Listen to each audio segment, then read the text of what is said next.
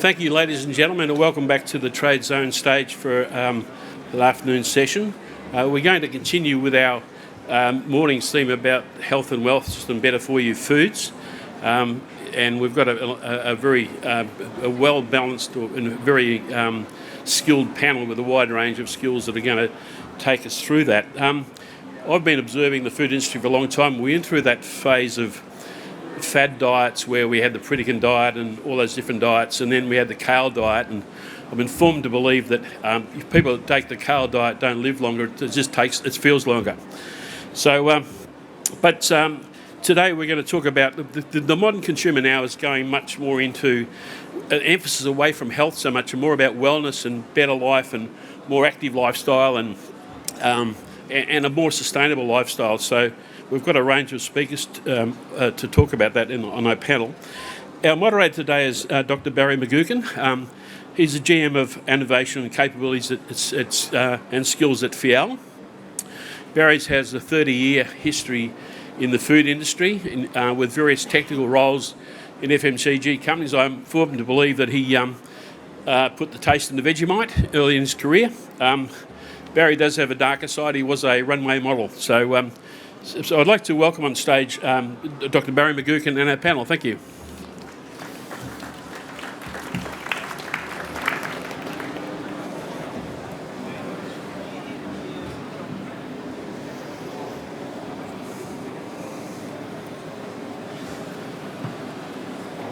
Thank you, everybody, for taking time to come and join us this afternoon. I hope that you'll find the session informative and valuable, and there'll be something that you'll take away that is unexpected that you can use and be able to apply in what you do in your daily life.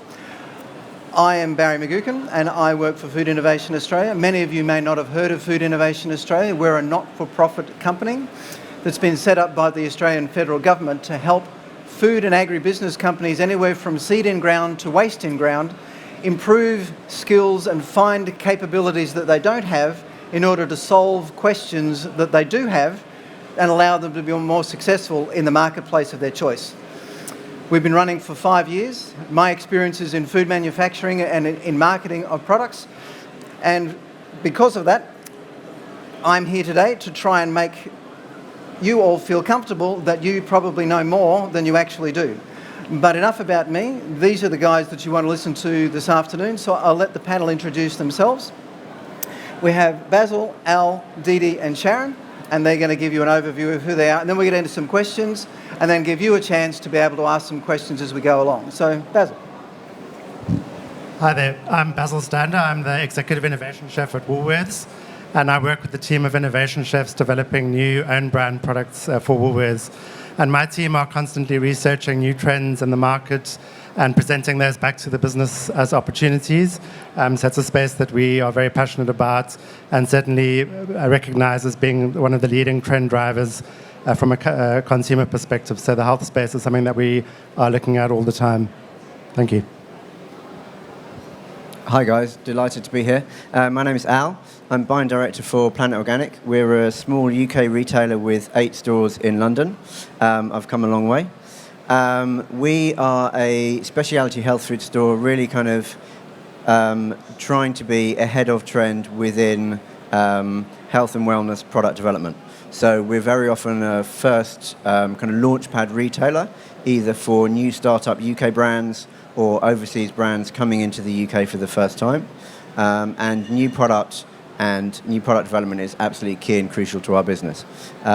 We see ourselves as trying to inspire our customers to eat well and live better, because food should be about adventure and discovery and fun, and hopefully having a healthy lifestyle should be as exciting as having an unhealthy one, which can be a whole lot of fun. So that's me. G'day, I'm Didi, CEO of SoulFresh. So we're a 17-year-old Australian food and beverage company who's been focused for the whole 17 years on essentially trying to help people in Australia consume healthier food and beverage. So it sort of started from a little dream in Byron Bay, sort of expanded around Australia. We now operate in Australia, New Zealand, the UK. So we work closely with Al in the UK and with further plans for expansion. So we really focus on, I suppose, 3 key categories, those being living beverages or kombucha, plant-based drinks and plant-based foods. Thanks. Hi, everyone. I'm Sharon Natoli. I'm the Director of Food and Nutrition Australia. My background is I'm a dietitian with marketing qualifications. So I've been working with businesses, franchises, primary produce marketing organisations, a range of companies across the food sector for the past 30 years, primarily looking at the health and nutritional aspects of their food and identifying how they can convert that into meaningful, compliant messaging, so really resonating with consumers and helping my clients keeping up to date with research, regulatory changes, trends, and also now moving to the future of food. And I recently wrote a book called Food for a Better Future, a new direction for the global business of food, which outlines my thoughts in terms of how I see health and wellness evolving into the future and the importance of aligning what we're doing with the Sustainable Development Goals, which is why I'm very excited to be here, and thanks for having me on part of the panel. Thank you. While you're passing the microphone down, just a reminder that there is an app that you can submit questions to if you would like, while you are listening to the panel, respond to some questions, and our moderator will receive those and we'll be able to direct those to the panel. So if you've got a question and you have the app, then please pass them on. Otherwise, we'll wait and we'll take some questions when we get around to that. So, panel, a question for you, and we'll start with maybe these two gentlemen at this end. Where do you get your information on consumer trends, and how do you find your next idea? I travel the world, so here I am. So I've got a team of category buyers who are much more trend forecasters than what most people would think of as being a buyer. And we go to international trade shows, we go to international retail, we go to farmers markets, we go to everywhere that we can possibly think of. But also largely it comes through what our customers are asking us for. So we have, a fairly small, very loyal customer base. And we're able to pick up on trends pretty quickly, partially because we're in London, which is quite a hub for kind of pop-up food innovation. And also because, as I said, we go to all of the places where innovation is happening and try and distill it and make it accessible. Because we're small, we can be pretty nimble.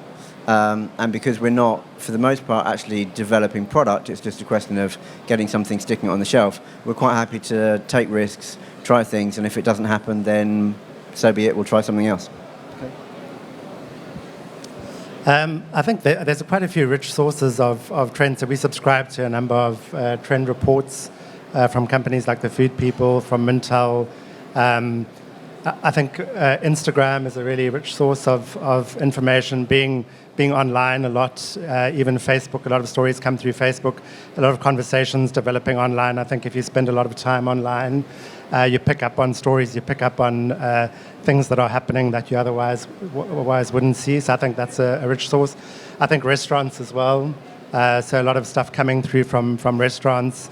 I think Sydney and Melbourne are particularly rich sources of what's happening from a trend perspective.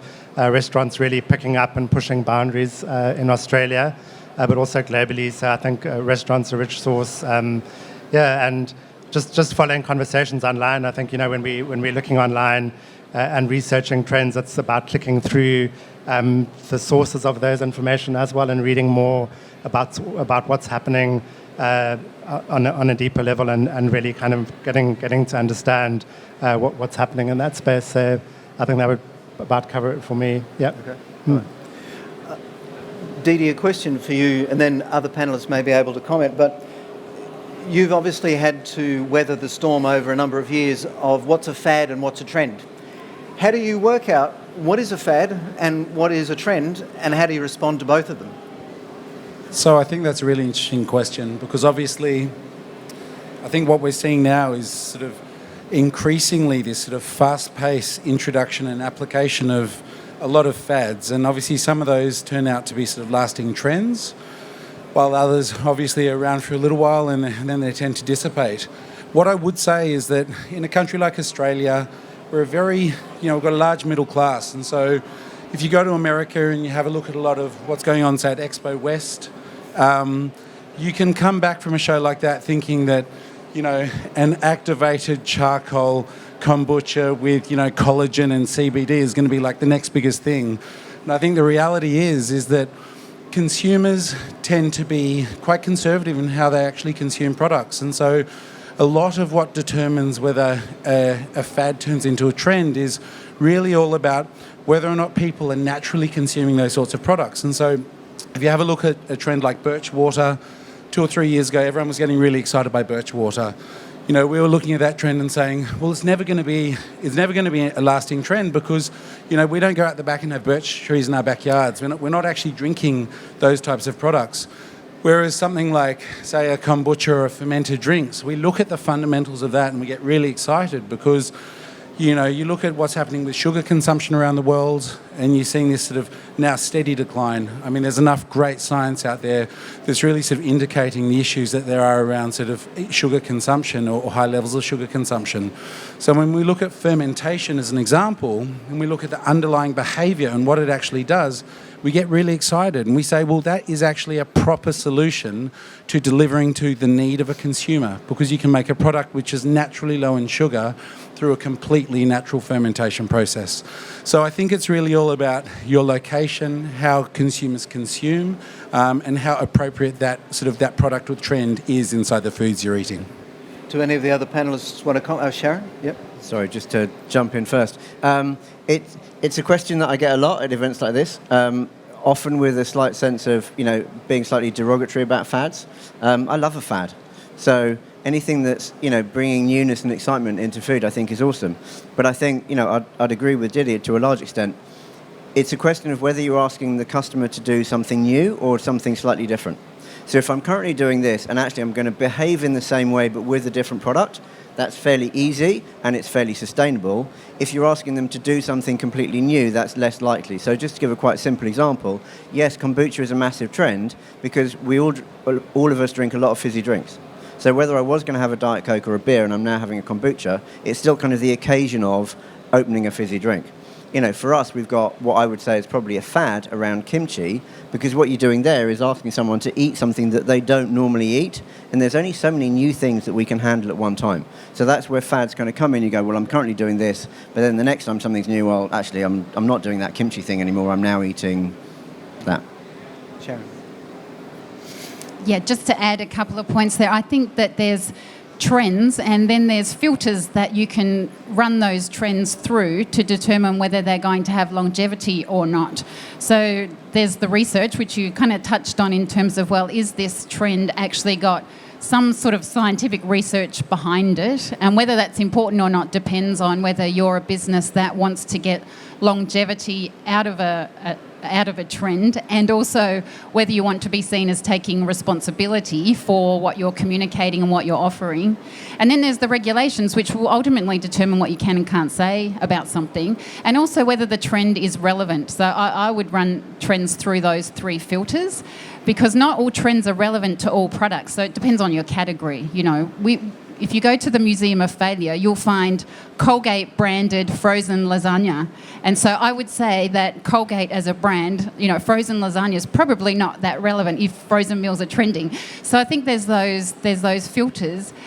But also I think there's the values that consumers hold. And so they're buying products through their filter of their social values. And that's changing too. You know, we're moving from an era of conformity to rebellion, which is where I think SoulFresh is doing really well. You know, if we can demonstrate, which is kind of a paradox, because if there's this rising rebellion, then following trends is kind of following. Whereas if you're as a brand, yes, you can say, no, we're standing for something else, then you're actually kind of paradoxically fitting into that trend of changing social values. Sharon, before you hand the mic over, do you want to unpack conformity versus rebellion a bit more and explain what that actually means? Yeah, so Colmar Brunton they have some research called the Millennium Monitor, and they're actually, Denise from Colmar Brunton's presenting at this event.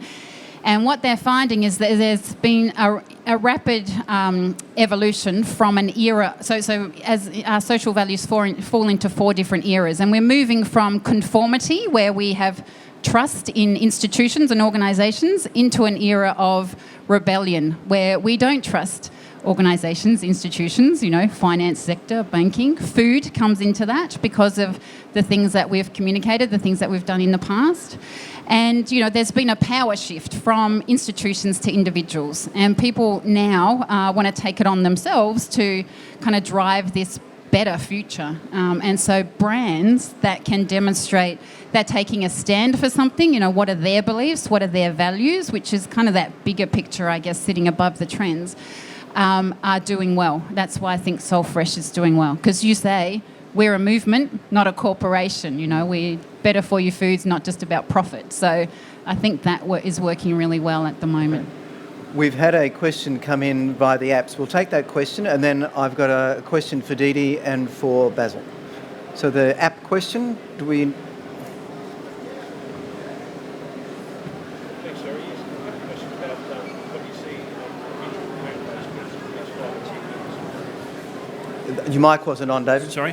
What do you see the future of plant-based food industry over the next 5 or 10 years? What do we see as the future of plant-based foods over the next 5 to 10 years? Go for it, guys. This is all completely true, so you can trust everything they say. There's no doubt that plant-based foods are going to grow and be much bigger than they are today.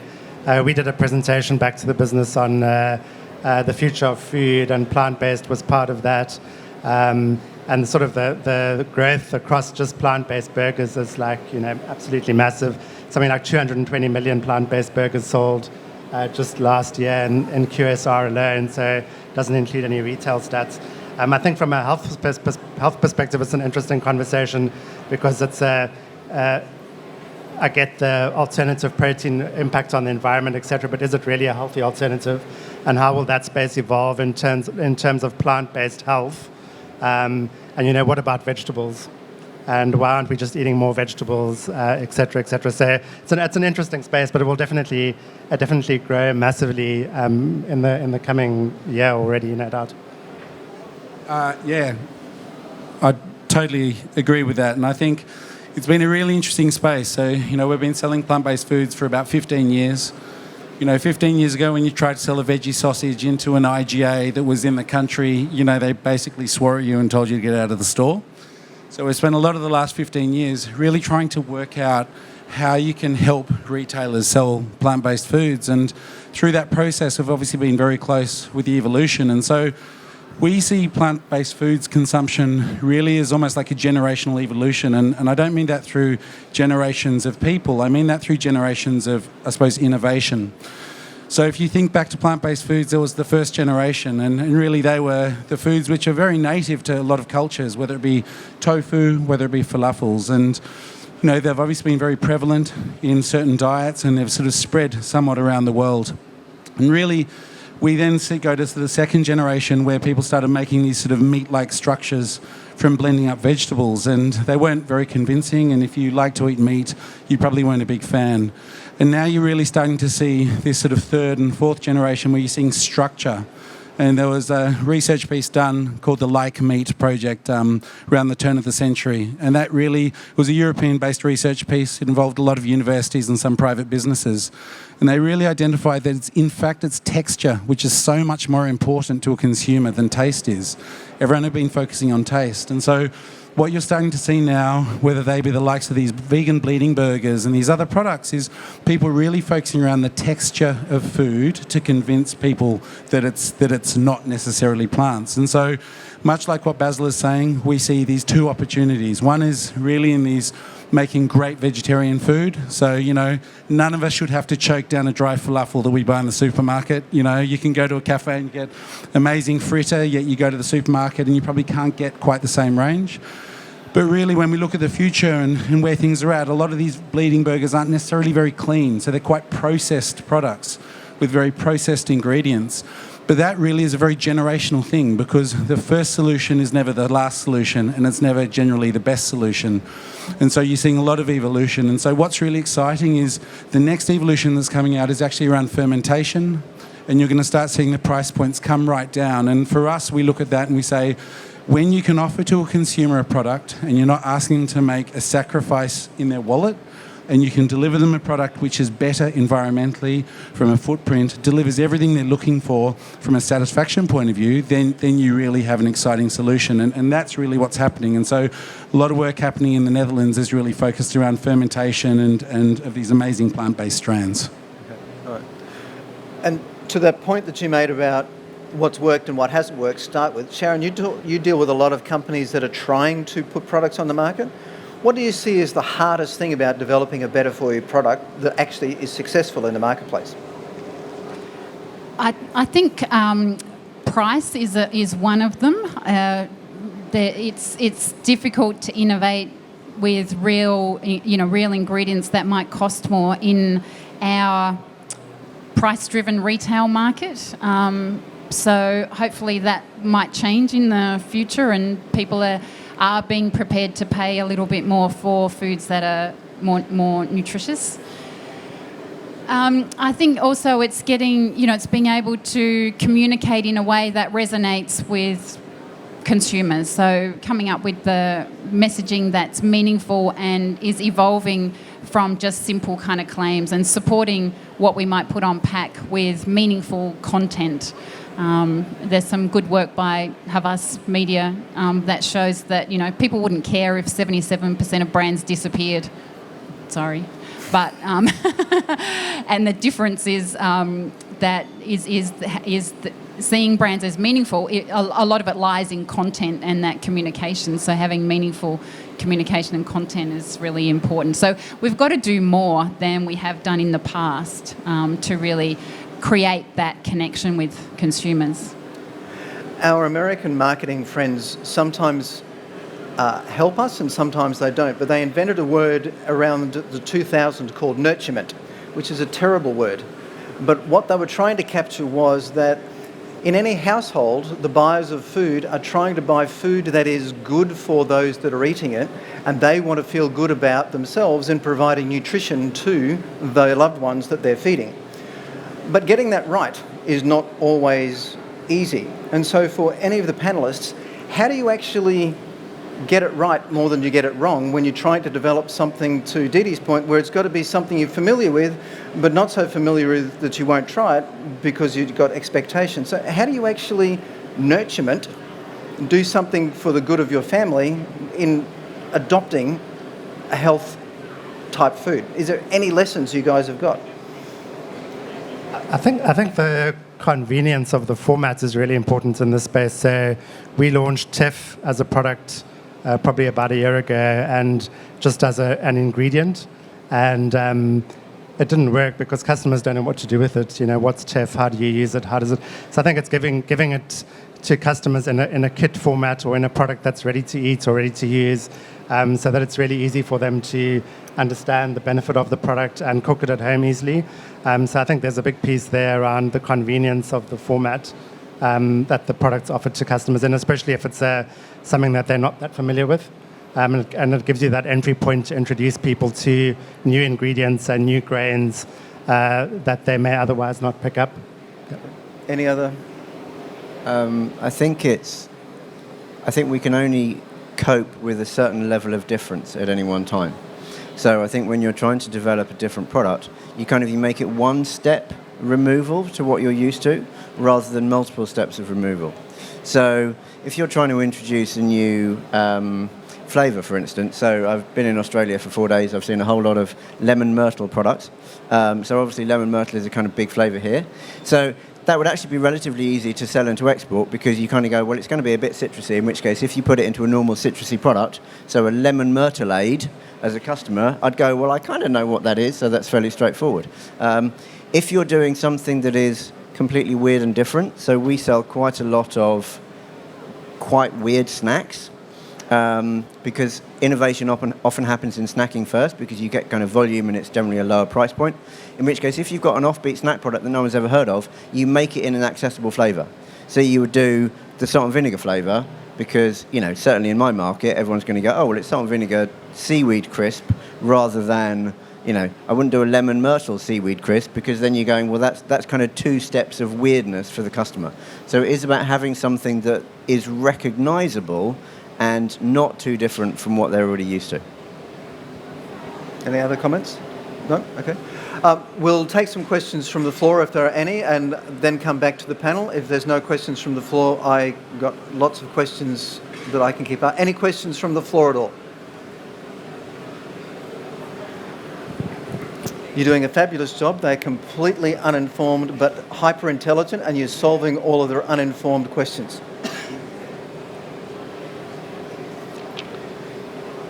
The concept of health and wellness has been around for quite some time, and better for you foods or nutritional foods, and even the health aisle in our supermarkets has been around for quite some time.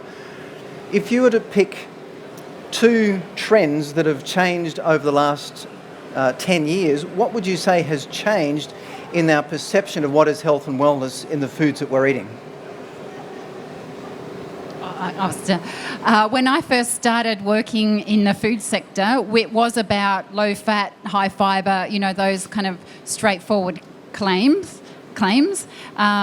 Whereas now it's much less about nutrient kind of content. People don't believe you necessarily anymore if you just say something is good for them. It's about the ingredients, but it's also about the whole food system sitting behind the product. So where does the food come from? It's how it's made, who made it, it's the transparency.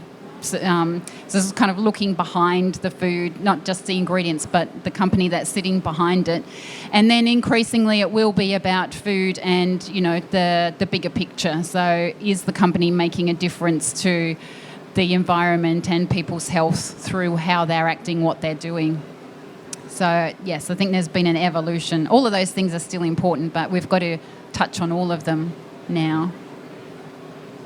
So I think there are probably the two key ones that I've seen is partially going back to that, we used to be talking about cholesterol and we used to be talking about low fat.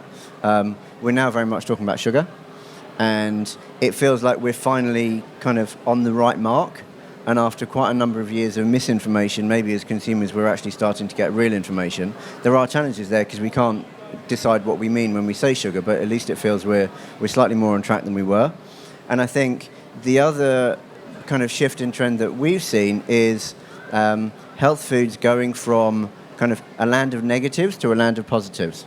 So, we've always sold a lot of gluten-free foods or dairy-free foods or, foods that were not something else. And I think there's a customer mentality shift and a marketing and product shift to actually be selling a product according to what it is. So there is quite an interesting shift from a negative to a positive if you talk about messaging around vegan versus plant-based, for instance. So rather than it not containing any meat, it does contain lots of plants. And I think there's something quite important there from a health point of view, actually. Can I just add a different opinion? I agree with what you said, the second point there in terms of moving to positive. But I don't see sugar as being any different to fat. I think it's the same. We're repeating what we did with fat by making everything low sugar or sugar-free. We're focusing on one nutrient, which is what we did with fat. And so I think we need to kind of think a bit more about balance and more into that second kind of component of what you said in terms of how is the food making a positive contribution to my health. It's not just about taking things out. It's about, what are you substituting it for? And we learnt that with the low-fat saga over decades. So sugar is kind of, I see, a bit of a repeat of that, and that we need to be thinking, a bit more broadly about what food can do for us. Okay. Basil, did you have a comment? And then we've got two questions that have come on the app, so we'll hear Basil's comment and then we'll go to the questions. Yeah, I think for me the two would be gut health and protein. So gut health definitely being a big driver, and I think it'll only grow more and more, and particularly in the fibre space as well. So things like green banana flour, I think we'll start seeing more products focusing on that space, and how that gut health kind of will translate into products across ready meals, soups, other areas. And then the other one is protein. So just the really strong protein call-outs on yogurts, breakfast. I think more and more customers looking for opportunities across different meal occasions to increase their protein intake, and sort of the believed health benefit that has on weight loss, etc. So I think those would be my two big ones, would be gut health and protein. Okay. Yep. So the two questions. Thank you, Barry. Before I take the questions from the app, I've got a question. Why is it that Australian consumption of vegetables is down? Only 4% of Australians eat the recommended amount of vegetables each day, and the research shows pretty strongly that they understand the nutritional benefits. What's stopping that? The question to the panel was, what's stopping Australians eating more vegetables? There's only 4%. 4% eat the recommended daily allowance. So why, as Australians, why aren't we using more vegetables in our diets and therefore having better for you food? So, panel. For me, the answer is pretty simple, which is we're just very busy. So, convenience now plays a huge part in all of our lives. We're essentially trying to get all the nutrients and all of the goodness without actually sitting down to proper meals. And so you see that coming through in essentially every meal occasion. So when I look at it, I think it's just the change in the behaviour. And so what's actually being produced from a product point of view obviously doesn't replace what fresh fruit and vegetables actually gives you. Anyone else? I think that is actually changing. The good news is that people are starting to eat more vegetables. So one of the outcomes of the interest in plant-based eating is that we are starting to pick up our vegetable consumption. But that question is probably one of the core key questions that we need to address, because people are very interested in healthy eating, and we know what to do, but it's translating that into behaviour change. So the question is, how do we inspire behaviour change to get people to eat better? And that really is the one of the hardest questions, because people find it hard to change their habits. Doesn't matter. But on that point, though, I mean, a lot of people, the research shows that people don't have a positive experience with vegetables, and particularly children. You're told at a very young age, if you eat your broccoli, you'll have some ice cream. And so it becomes this thing where it's almost a punishment. But people don't, you get the impression that people aren't empowered to make it, vegetables are a really interesting meal that they really want to eat. So when you go to a fancy restaurant, they make vegetables almost the hero of the plate, and vegetables are always hidden behind the protein, and so it's very much about building some enjoyment. But I just want to segue into the next question we had from the app, and that is, what's the future of healthy ingredients? So we're seeing a lot of innovation in cauliflower powder, broccoli powder, beetroot powder, etc. And they're talking about in the next household, we'll have a shaker of broccoli flour, and it's almost broccoli is the hidden ingredient. You're talking about a bit, Baz. I mean, is it the format? Should we have the healthy stuff as the hidden ingredient that the convenience factor where you just you shake it and you're conscious if you had to serve a broccoli today or whatever? Is it? Can you open up a bit more about the format? So ingredient versus a meal.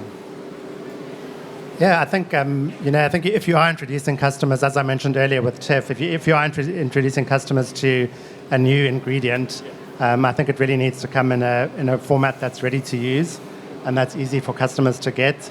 And how you introduce it, is it in a kit format where you're giving people multiple sachets of things that are ready to cook to make an easy dinner at home? It's really about introducing people to something in a convenient format. Where they get it and they understand how to use it. I think if you're trying to sell something to people in a kilogram pack of something they've never seen before or never heard of before, or just read about, I think it's a lot more challenging to try and make it work in that format. So, and maybe your entry point is not in a dinner kit format in the beginning. Maybe it's rather in a snack format or in a ready-to-eat format where people can try it on the go, low investment. Give it a go. They've tried TEF, they've tried whatever it is, and maybe that's the entry point for a new ingredient. Yeah, I'd say accessibility and I suppose how comfortable people actually feel with those sorts of ingredients as well. And I think there's just this natural tendency that, everyone is looking for the magic pill, I mean, we were having a chat the other day and it's almost like in the Willy Wonka and Charlie and the Chocolate Factory, you've got, this sort of magic pill that gives you everything. I mean, the reality is just not that. And so, you're seeing people sort of reach far and wide in terms of trying to deliver these solutions. I think to the point I think that you made, which is it's actually all good. Like all these fads are actually wonderful things because they're sort of driving this rotating exposure around ingredients and products, which is driving familiarity.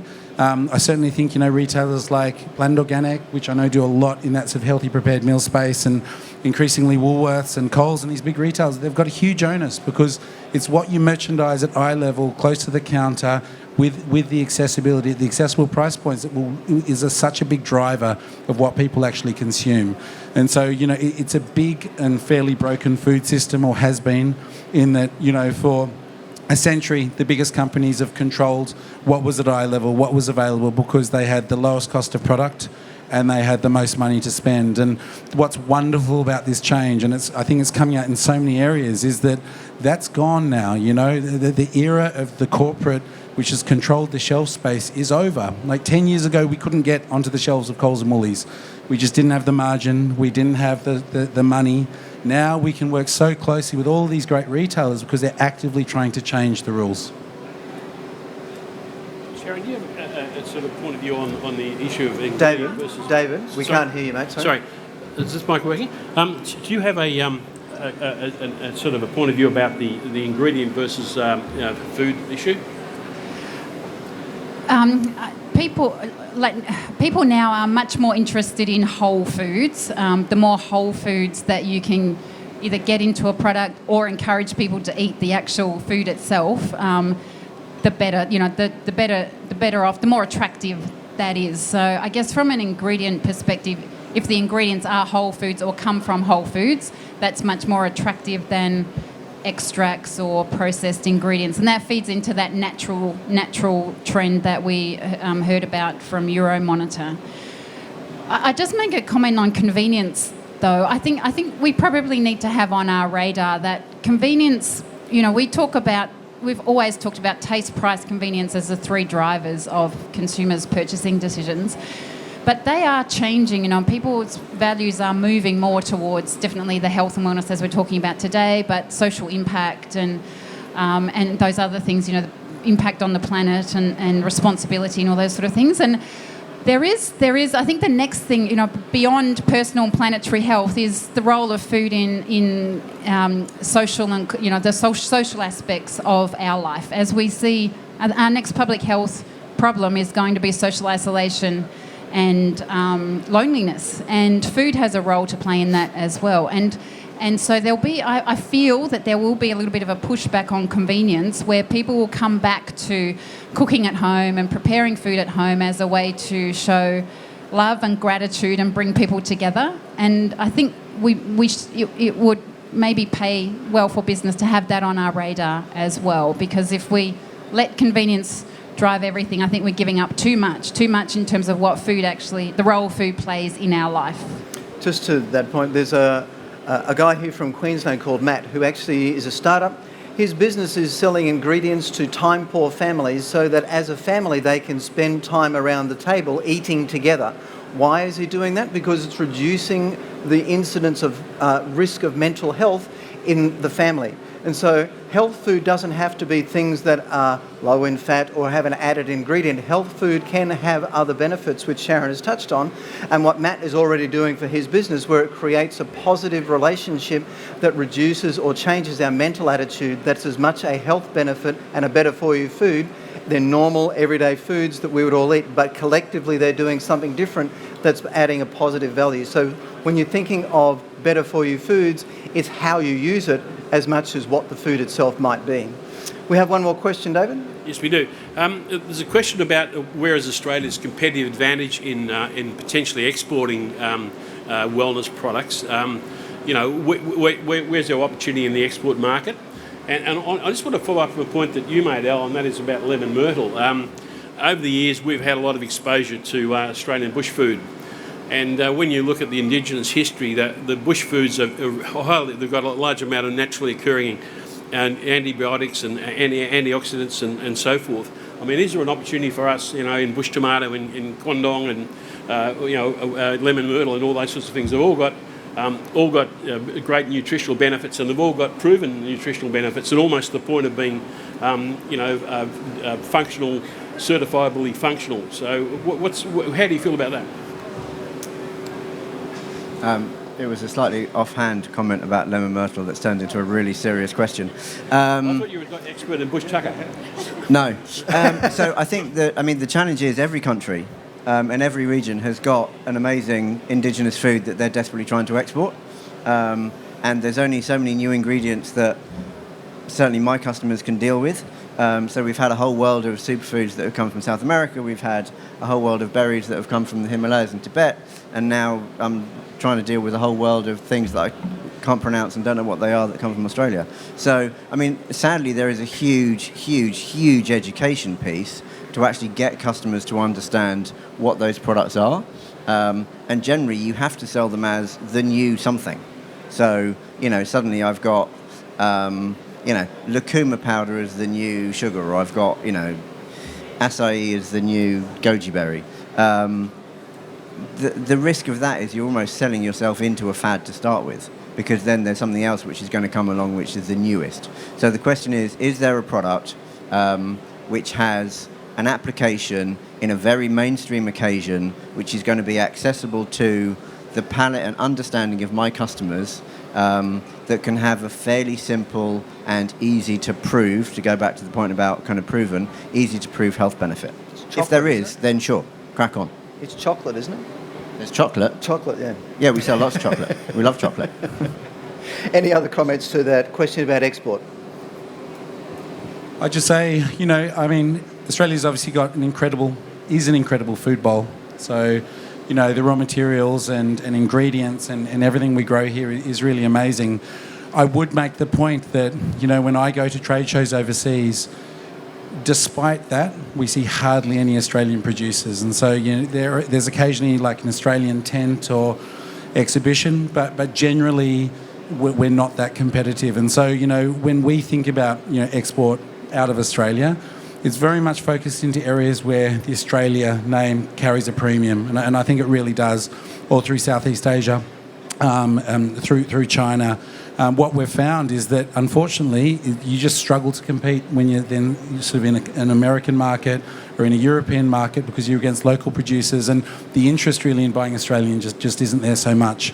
What I would say about native Australian ingredients, and I find it fascinating because over the years we've tried to sell a lot of products that contain native Australian ingredients, and there seems to be almost like a consistent disinterest in Australia around actually consuming these native Australian ingredients. And I think probably the mistake that we've made in Australia is thinking that the ingredient is what makes the difference, whereas I think what Al has sort of pointed out, which is if you can incorporate native Australian ingredients, have great flavours and great traits into products that people consume readily without being the Australian superfood or ingredient company that's promoting it, I think there's a greater chance of actually getting uptake.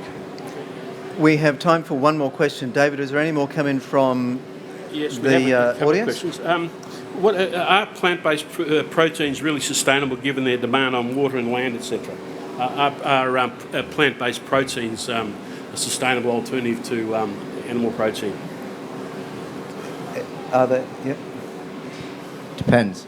I think this subject around both plant-based and protein is cropped up a few times, and at any event like this looking at the future of food, I think it's hard to get away from. I think one of the slightly depressing questions when we're looking at the future of food is what is the cheap processed protein that we're going to be eating in the future?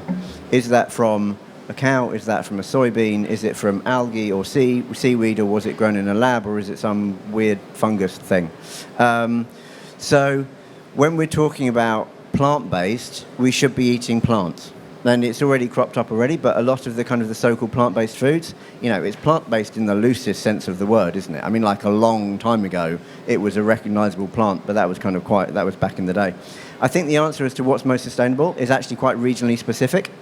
So there are regions of the world where there is farmland which is not good for much else other than growing cattle, in which case we should be eating really good quality beef.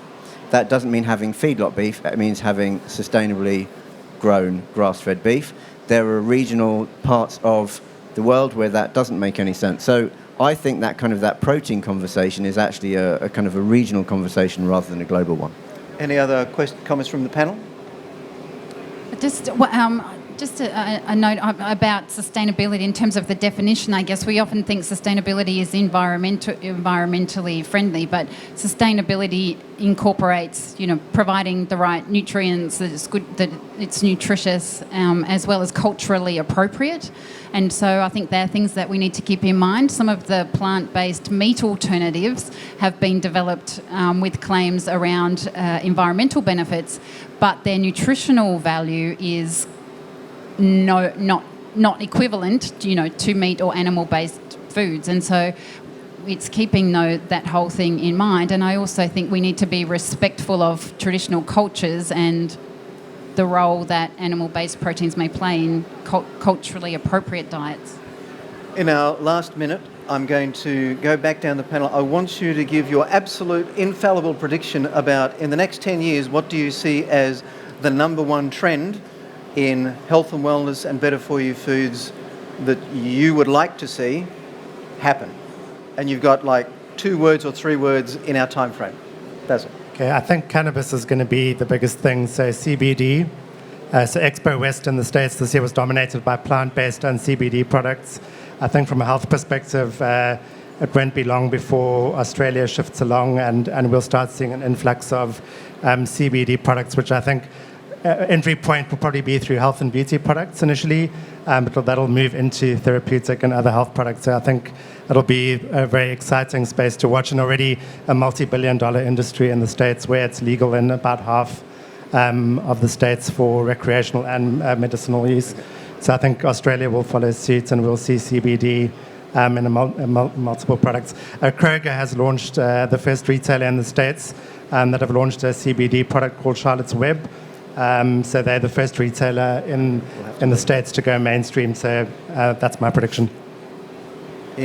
I've got kind of 2 questions to that, because I thought you were going to say what was my actual prediction, and then you sort of said what do I want to see happen, and they're 2 slightly different things. My prediction as to the next kind of big health trend really is around kind of mental function, mind, mood, and sleep. I think sleep is likely to be kind of the next big thing that we realise is having a significant impact on our long-term health in the way that we've had kind of interest in gut health. What I would like to see is plant-based food and a growth of plant-based food that is actually plants, and us eating food that's actually food. And guys, you've got 25 words or less. Nootropics. So functional ingredients like adaptogenic herbs, which, like what CBD is doing to the immune system, like what Al's talking about, I think will just start playing a bigger and bigger role, because a lot more of that's science-based. And I think obviously sustainability. So what we see, we travel a lot, is that we're not talking sustainability in this country. I mean, we may be a little bit, but we're not actually seeing that application come through. And so in countries like Sweden, a product may be not as good for you nutritionally, but if it has a lower impact on the environment, it's deemed to be healthier. And so I think you're going to start seeing that swing sort of change a little bit as sustainability really sort of picks up in importance. I have 0 seconds. You have 0 seconds. So I'll just say what I would like to see is that there are no trends, and that we use the Sustainable Development Goals as our roadmap, and we go that way and we lead change. Okay. Thank you. Please join me in thanking Sharon, Didi, Al, and Basil. Thank you, Barry.